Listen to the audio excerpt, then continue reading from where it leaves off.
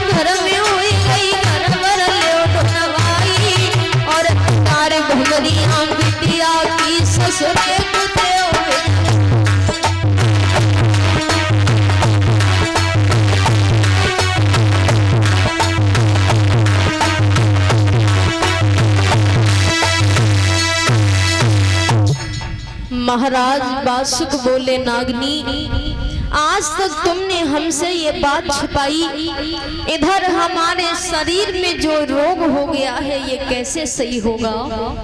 संतों को बुलाया, ब्राह्मणों को बुलाया और पूछा है कि हमारे शरीर में जो रोग हो गया है ये कैसे सही होगा? कुछ संतों ने बताया कि महाराज पारथ की बड़ा सुंदर बगिया है, वहां से अमृत मंगवाइए।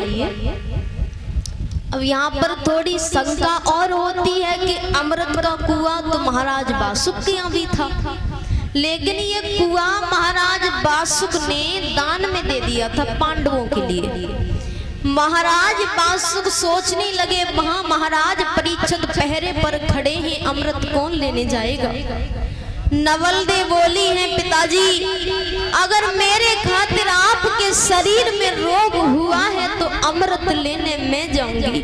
तो बासुक समझा करके बोले हैं, बेटी अरे तब बासुक ने कही और धिया मेरी प्राणन से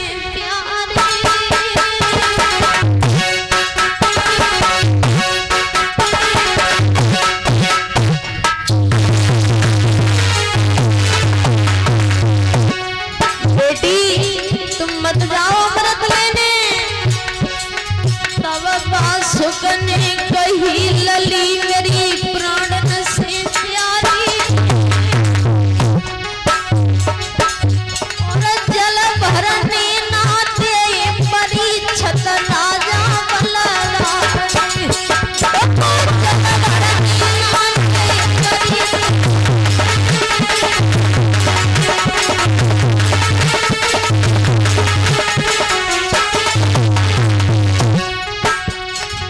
धनवंतर का चेला है, तुम्हें अमृत नहीं लाने देगा, इसलिए मत जाइए।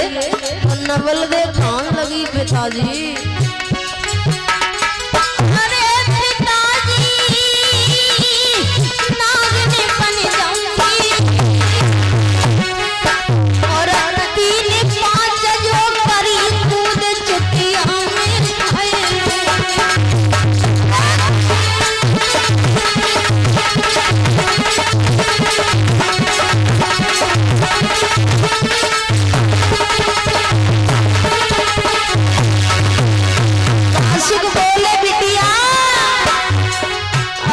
लली वो बरुआ बन जाएगा, अरे लली वो बरुआ बन जाएगा, रे लली वो बरुआ बन जाएगा, बिना बजाए ते पकड़े जबरियां घर में जाएगा।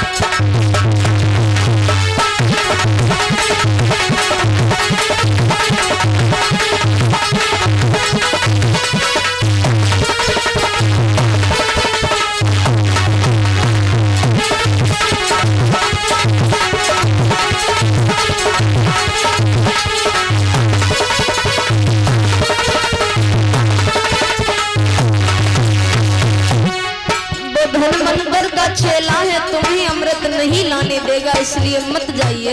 नवलदे बोली पिताजी, अरे पिताजी चिड़िया बन जाऊंगी और अंबर पंख फैलाए हाथ नहवा के आऊं।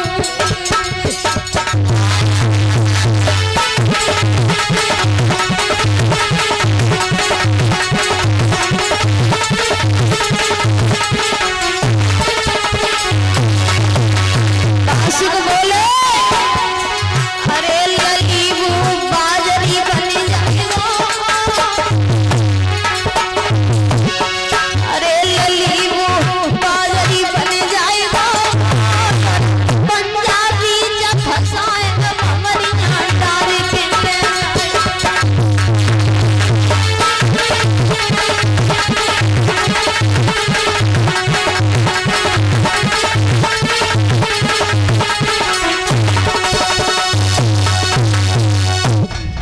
जवाब दिया, बेटी वो धनवंतर का चेला है, तुम्हें अमृत नहीं लाने देगा, इसलिए मत जाइए। नवलदे कान लगी, पिताजी अगर वो धनवंतर का चेला है तो हम बिटिया बासुकी है। घड़ा को सर पर रखा और चली है, और जैसे ही चली है भक्तों तो धर के चली है लाडो शीश पे गगरिया,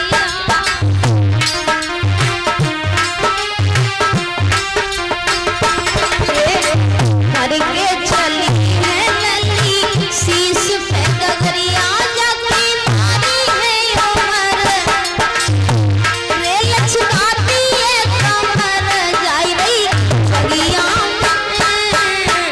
बगिया करके चल के शीश पे गगरिया।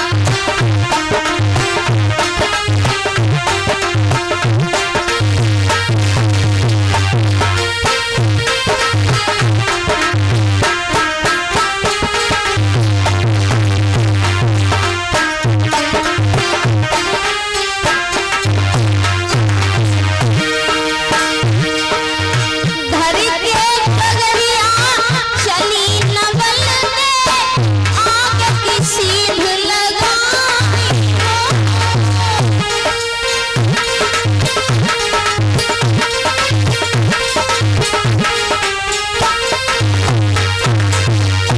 तब हाथ जोड़ के बासुक बोले हैं, हाथ जोड़ के बासुक बोले, चितलाए देखो जाती बारी देखो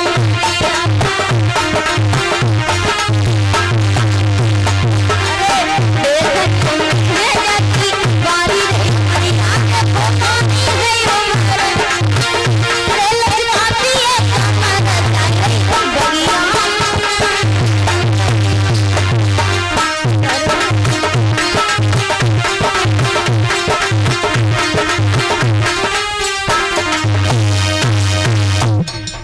नवलदे ने जैसे ही वो अमृत का घड़ा लिया, महाराज परीक्षित की बगिया में पहुंची। बगिया में जिस समय पहुंची है तो जिस समय